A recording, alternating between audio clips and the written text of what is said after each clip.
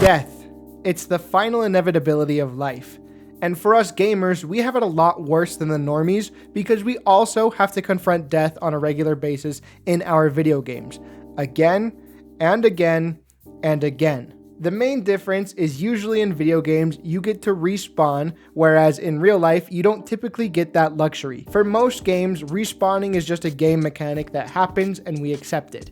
You die, you reload your last checkpoint, and you move on. No questions asked. But for some games, there is a specific in-universe explanation for why you are able to come back after death. And that's what we're here to talk about.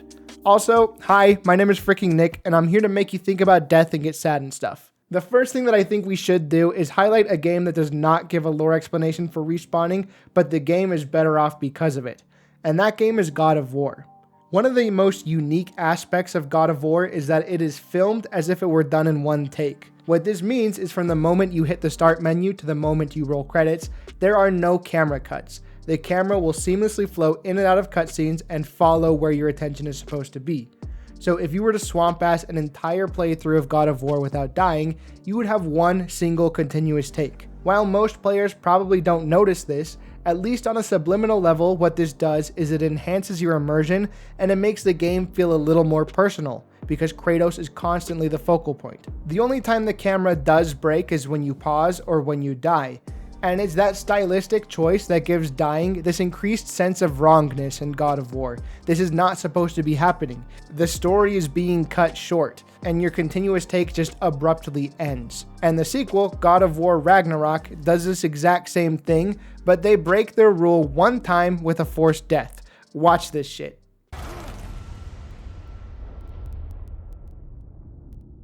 Oh no. I say when we're done. Did you see that shit? You get the death screen, so your first instinct is to ask, what the hell did I do wrong? Only for Thor to just defibrillate Kratos out of the loading screen. I think this perfectly illustrates why not all games need a lore reason for respawning. Choosing to not come up with a lore explanation for why Isaac Clarke is able to bounce back from being cut in half is a lot better than saying that there's a special med bay on the Ishimura that can reassemble him from his meat chunks. That being said, if it's used sparingly and in the right context, giving a canon explanation for dying and respawning can add a lot of charm to a game and make the lore a little bit more interesting. One of the ways that developers deal with your death and your subsequent respawn is they look you in the eyes and they say, "It's a total fabrication. It never happened." Ubisoft is a pretty common user of this trope. The Assassin's Creed franchise takes place in a simulation called the Animus, where you control the body of an assassin who lived generations ago and you live through their memories. Death is merely considered a desynchronization between the person controlling the assassin and the assassin themselves. It only happens when the person inside the Animus has a canonical skill issue, and thus the people monitoring the Animus need to reboot the system and let you try again. I have a sneaking suspicion that 90% of the reason why the Assassin's Creed games take place in a simulation is because Ubisoft thought it would be cool to give lore explanations for the heads-up display, the pause menu, and all the usual video game stuff that we take for granted because all the plot-related stuff outside of the Animus feels kind of thrown together, but that's another video for another day. Bastion by Supergiant Games is another game that makes your death non-canon in a lore-specific way. The narrative is framed like a story being told after the fact, and whenever you die, the narrator just kind of retcons it in the moment. And then he falls to his death. I'm just fooling. Other games that do this are Prince of Persia, The Sands of Time, and Call of Juarez. The Grand Theft Auto series is yet another franchise that deals with death by just not letting you die. Whether you get shot in the head, fall from an airplane, get blown up, or eaten by a shark, you will simply appear at the nearest hospital fully healed, and even though GTA is a satire on American culture, the hospital will not put you into crippling debt and instead will take a modest amount based on your net worth. This way of dealing with your character's death by saying that it never actually happened helps perpetuate the myth of your character. And it suits the narrative of these games to do so with their protagonists. Ezio Auditore wouldn't be caught slipping like that. And Grand Theft Auto is about acting uninhibited because it is a video game and there are no real consequences. It would cheapen the narrative to say that Joel or Isaac has this level of invulnerability, but for these characters, it works quite well. Everything that lives is designed to end. We are perpetually trapped in a never-ending spiral of life and death. Another common way for games to deal with your respawning is to say, you actually did die, but here's a brand new body. Go out there and have fun. One of the most famous games that does this is Nier Automata. In this game, you play as an android who's trying to help humanity retake planet Earth. And since you are an android, you have the ability to have your consciousness transplanted into a new body when your current body ceases to function as a normal body normally would. This is done deliberately by the characters a handful of times during the narrative. Whenever they find themselves in an unwinnable position, they just blow themselves up by detonating their black boxes, and they go back to home base. They don't care too much for their own physical well-being because they know that their sense of self is just stored on a server. There are a couple of story missions in which the server that stores your consciousness is offline, and in those instances when you die, you instead just have to reset to your last save. Which makes sense, they don't want to make you start over the entire game. But the major downside to dying in Nier Automata is that any chips that were installed into the operating system of your character will have to be recovered by returning to that dead body and reclaiming them. Another fun way that this is further developed is if you are connected to the internet, you can also find the dead bodies of other players and either scavenge them for resources or reanimate them to assist you for a couple of scuffles with the robots. I really like the way that Nier Automata handles death because the androids, they feel like they're so much superior to the robots because they're much more approximate to humans, and yet they are so flippant with their mortality that they'll just let themselves die knowing that they will respawn, when not being able to respawn is a key component of being human. Destroy All Humans is another game that lets you cheat death by transferring your consciousness to a new body. Kind of. You are a member of an alien species that is invading planet Earth known as the Furon. They are a warmongering species that got so into using nuclear weapons that the radiation wiped out their ability to reproduce. As such, the survival of their species relies on them cloning themselves over and over and over again. The only way to truly kill a Furon is by destroying their DNA kept in the cloning banks. So when you die and destroy all humans, you are simply replaced with a clone of yourself that has all of your memories. This way of incorporating your death and your respawn into the narrative can sometimes soften the blow of dying. However, in the event of a permanent death in the narrative, it just makes it hit so much harder because you know that it is for real this time. It's a type of gimmick that I feel like only games like Nier Automata can pull off effectively, since it is a game about being human and about mortality. I also think this works in a narrative perspective for Destroy All Humans because it shows how detached from humanity the Furon are. The Furon are so consumed with war and with conquering that they evolve to the point where they no longer have to fear death because there are an infinite number of copies of them that they can just replace themselves with. So in conclusion, I feel like this way of explaining away your death and your respawn is really great for video games that deal with the themes of humanity or mortality. Will you just hurry up already? This next game starts with your death, and then you wake up. A few minutes later, you die again, and then you wake up again. And that's when you realize that you are caught in a death loop. Towards the start of the game, a few things become clear.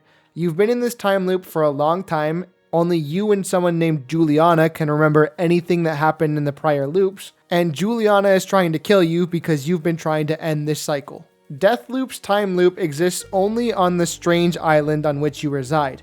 No matter what, at midnight, everything will reset to as it was at the start of the day. And somehow, this time loop is linked to 8 individuals known as visionaries. If all 8 of them are dead by midnight, the loop will end. If any one of them remains, the loop continues, and since the island resets, they will all be alive once again. On the contrary though, the same applies to you. If you are killed, you will also wind up alive at the start of the day once the clock strikes midnight, keeping nothing that you gained except for your knowledge. The whole plot of Deathloop revolves around finding the golden loop, or the 1 in a million scenario in which you can kill all 8 targets in the course of the day. The only problem is that thanks to Juliana, everybody knows what you're trying to do, and they are prepared for it. Shit, that's her. Is going to try and break the loop and is bound to the Eon program. So, protocol is in effect. Protect your visionaries, kill cults, and have a fulfilling day. Yeah, that doesn't sound good. Good luck. One of the most famous games that does this is Outer Wilds, an indie game from 2019. And since this is a video essay that includes Outer Wilds, I feel like I'm legally required to tell you that this game is best left as unspoiled as possible, and for that reason, I will limit the information I give you to what you can find in the first 30 minutes. In the first few minutes of the game, something happens to you when you interact with an ancient artifact from a prior civilization.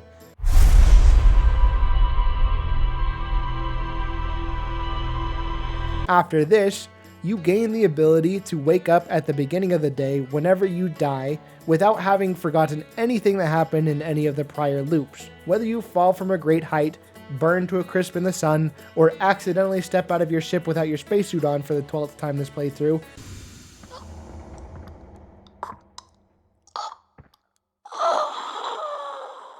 you wake back up at the beginning of that same day.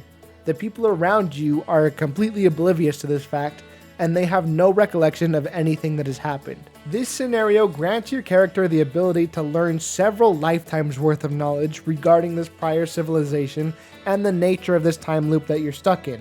That's all I'm gonna say. Go play Outer Wilds. Time loops are a fun and engaging way of incorporating your character's death and respawning into the game's mythos. Because time loops come with an inherent mystery or a puzzle that you need to solve in order to escape this loop, and that always tickles the part of my brain that really likes to be tickled. As somebody who has a strong affinity for puzzles and mysteries and having those eureka moments of discovery, I find it very hard to criticize time loop games because I just like them. Perhaps the most common reason a video game will tell you why you respawn is that there is some sort of magic or science or law of nature at play. Death Stranding is one of those games. It's a game that's all about death. In the game's lore, there is a plane of existence called the Beach, which lies in between the land of the living and the realm of the dead. The whole premise of Death Stranding is that our world and the beach collided and caused catastrophes across the globe in what is known as the Death Stranding. Rain now causes whatever it touches to age rapidly, urine can be turned into piss grenades, and Conan O'Brien is wearing an otter hat.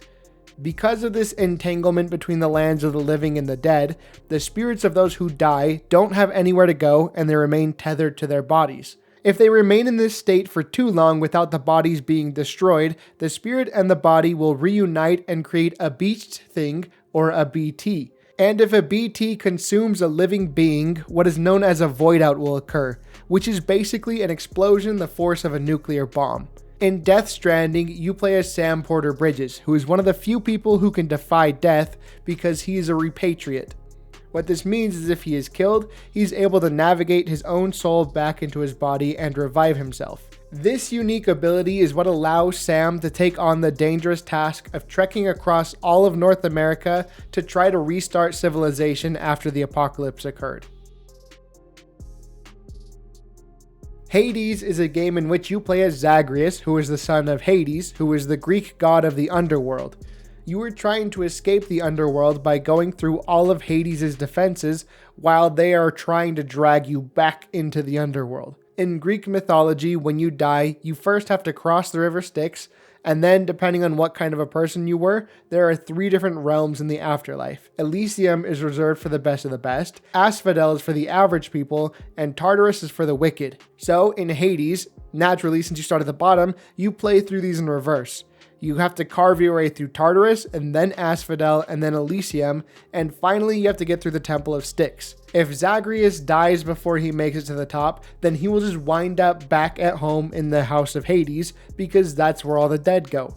It's a pretty seamless way of canonizing your character's death, revival, and their experience carrying over from one life to the next. Seems fate still doesn't want you dead.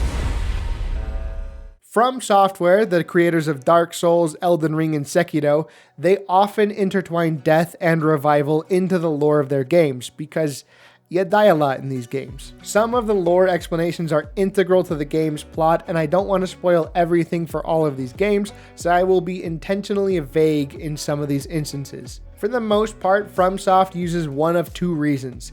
Either you are kept alive by a boon from a divine being who wants to keep you around for a higher purpose, or there is some sort of curse on the land that prevents you and possibly others from dying. Dark Souls lore consists of a curse called the Dark Sign that keeps people from dying permanently.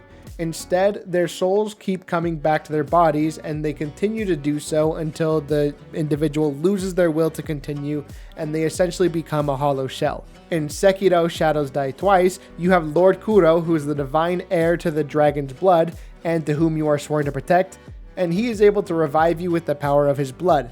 However, this comes at a cost because an overuse of this ability has the potential of infecting the land with a deadly plague. And in Elden Ring, the lands between is cursed so that everyone who lives there is unable to die because the Elden Ring is a literal ring that holds everything together, and the rune of death has been removed from the ring, which means that permanent death has effectively been removed from the laws of nature in the lands between. In Sifu, you are a 20-year-old martial arts expert on a quest for vengeance against the people who killed your father 8 years prior. The ace that you have up your sleeve with this one is that you are in possession of a magical pendant that can bring you back from the dead. This does come at a cost, however, as each use of the pendant ages the protagonist, and repeated use ages them at an accelerated rate. So you start the game out at age 20. Then when you die, you age up a year, so you're 21. If you die again before reaching the next checkpoint, then you'll age 2 years, so you'll be 23, and then 3 years, and so on. Checkpoints reduce the count all the way back to 1. If you get too old, then the next death will reset you back to the beginning of the game at age 20. However, the knowledge you gained and the skills that you've mastered can carry over, so even restarting the game after a game over screen is canon to Sifu's lore.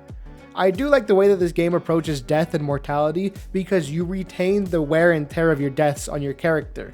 So all of the god gamers out there can end the game with their character still at age 20, whereas a protagonist controlled by me will defeat the final boss and immediately check themselves into a retirement home so they can play shuffleboard and get duped by AI generated images on Facebook for the last couple years that they have left. This way of explaining your character's respawn by saying that the laws of nature bend to them is kind of a way to show that your protagonist is exceptional or they are special or chosen in this world. And this is probably the most common way that games explain why your character is respawning because it is the most simple to implement into a game. The ones that I have highlighted in this section of the video are ones that I think are pretty exceptional or really interesting to think about, but most of the time it's just like, yeah, there's a chamber that can revive you. Before we wrap this video up, I want to briefly touch on one more way that games can deal with the game continuing after your character dies, and that is by canonizing your character's death and making you be an entirely new character. The whole point of Watch Dogs Legion is you are assembling a rebellion. You are standing up to corrupt governments and corporations in a way that you can only see in a Ubisoft game. Sorry. And the permadeath mode in this game makes it so if any member of your legion dies, they don't respawn. They're gone forever. You got to be somebody else. And if they all die, it's game over. Rogue Legacy's entire plot revolves around how if you die, the next character to take on the task of defeating the dungeon bosses is one of your descendants with different stats, abilities, weaknesses that are entirely different from your previous characters. Some of them might have ADHD, which means the game goes fast. Some might be colorblind. It's kind of crazy. As I have mentioned at the end of most of my videos, I don't think video games should be required to explain every video game mechanic within their lore. In fact, I gave some examples in this video of games that are better off without doing that.